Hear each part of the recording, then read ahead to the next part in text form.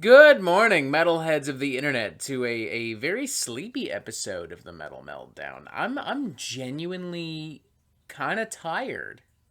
Like actually really tired. I'm busy from work, busy from planning a fucking wedding, which is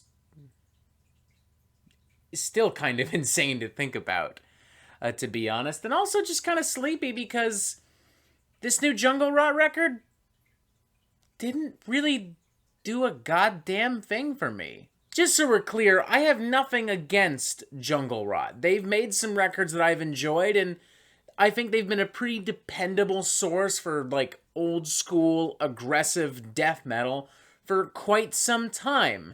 They're maybe not on the same level as bands like Cannibal Corpse or the Black Dahlia Murder, rest in peace, Trevor, while we're at it. But similarly to Cannibal Corpse and the Black Dahlia Murder, they have consistently put out music with no major dips in quality. You could say that they are the poor man's Cannibal Corpse to an extent, and there's nothing wrong with that. Sometimes you don't want the most fucking high octane nonsense. Sometimes you just want to fucking ride the merry-go-round. Sometimes you don't want like some super spicy 16-ounce fucking ribeye with truffles and macaroni. Sometimes you just want meatloaf and mashed potatoes. That is fine. I'm not suggesting that Jungle Rot needs to be more than they are. I'm simply suggesting that this particular album didn't do a goddamn thing for me.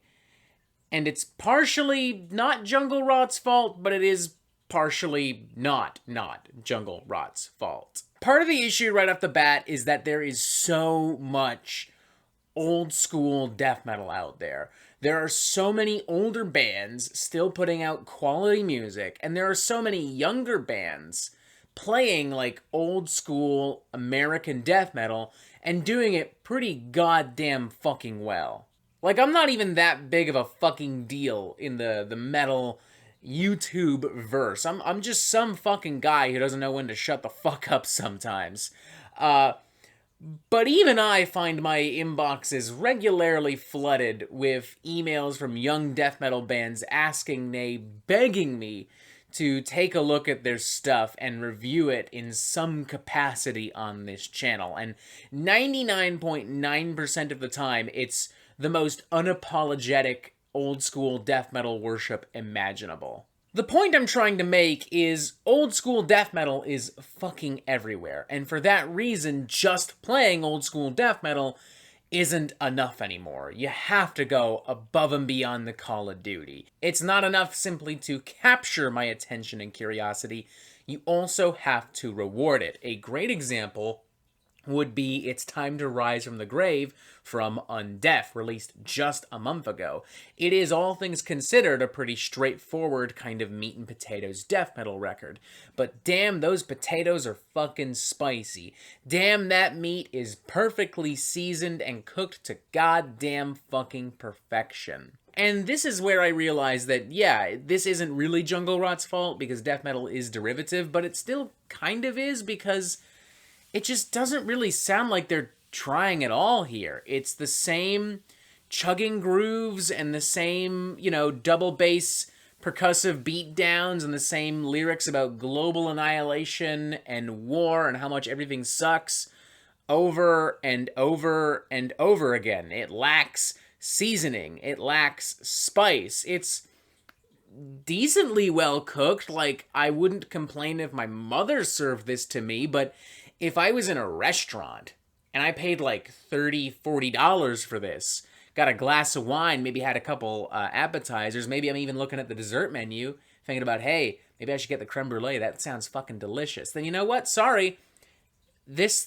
doesn't cut it. It just doesn't. The album's title track, A Call to Arms, is a great example. There's this one slow, doomy riff in the intro, and then a more aggressive, kind of muddy death metal riff afterwards. It just kind of switches back and forth between these two riffs over and over and over again, while Dave Matries barks on top of everything, almost Chris Barnes style at this point. His voice is getting drier and drier and drier as time goes on, and it's really showing on this record. the only time this song has even a fraction of my attention, 1/8 of my attention, is the guitar solo near kind of the 3/4 mark of this song, which is then followed by some dual guitar licks.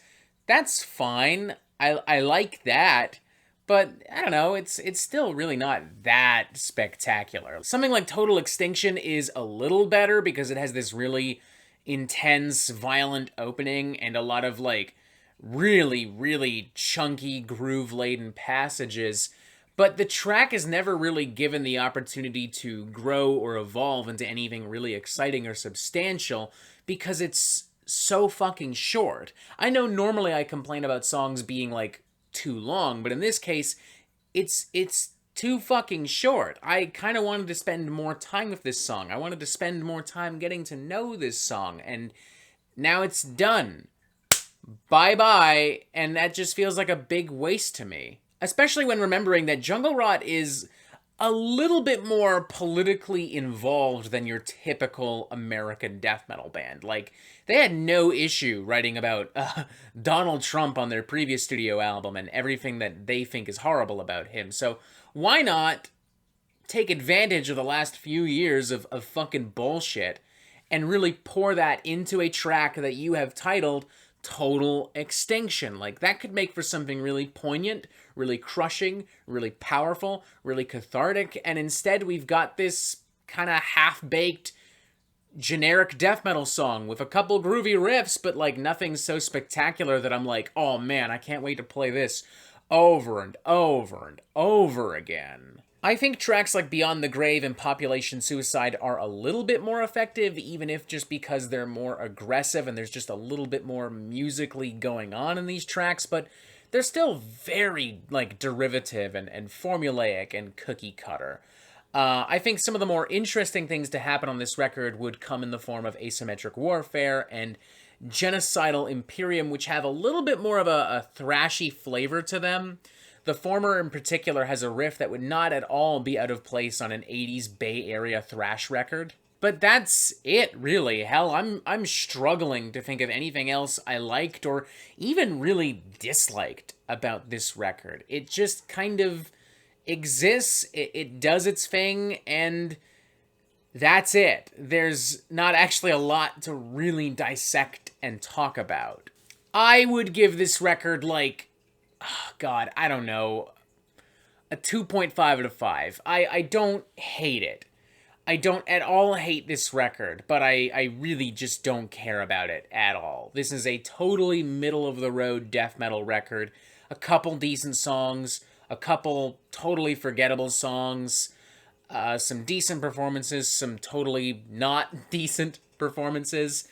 It's death metal, and it's death metal not really performed with the precision and the skill that I'm looking for in death metal.